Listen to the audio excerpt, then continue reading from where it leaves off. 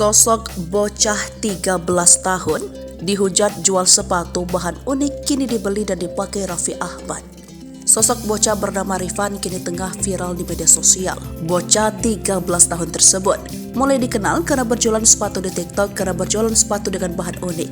Tak hanya bertarung dengan produsen sepatu untuk memasarkan dagangan, tapi juga bergelut dengan nyinyiran warganet. Usaha Rifan dan Eren menjual sepatu berbahan unik pun mencuri perhatian selebritis tanah air.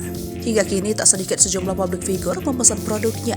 Bahkan, kakak beradik ini sempat diundang dalam berbagai acara, salah satunya acara FYP di Trans 7. Sebagaimana diketahui, acara tersebut dipandu oleh Raffi Ahmad, Irfan Hakim, dan Po Alpha. Raffi pun tak segan membeli produk milik kakak beradik tersebut. Rifan dan Eren pun membagikan momen saat membuatkan sepatu untuk Raffi Ahmad di acara anniversary FYP Trans 7. Namun, konten yang dibuatnya ternyata menuai berbagai reaksi.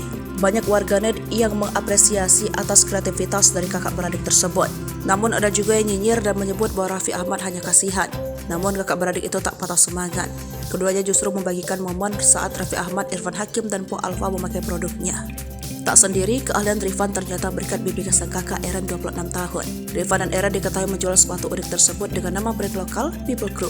Keduanya mulai usaha sepatu tersebut pada Februari tahun 2023. Mulanya Eren mengaku tak memiliki keahlian dalam bidang sepatu karena sebelumnya bekerja. Setelah memiliki modal, temannya pun menyarankan agar Eren membuat usaha sepatu. Akhirnya, Eren pun mulai tertarik dan menekuni pekerjaan barunya. Ia belajar dari temannya mulai dari membuat apar sepatu, memasang sol, menjahit sampai strategi pemasaran. Namun usaha yang dijalani Eren tidaklah mudah. Saat siaran langsung di TikTok untuk memasarkan produk, jumlah penonton hanya sedikit. Hingga hal tersebut pun diketahui oleh sang adik Rifan. Rifan pun membantu Eren berjualan di TikTok dan berhasil menarik perhatian penonton sebanyak 500 orang. Akan tetapi setelahnya akun TikTok si paling lokal terkena pelanggaran.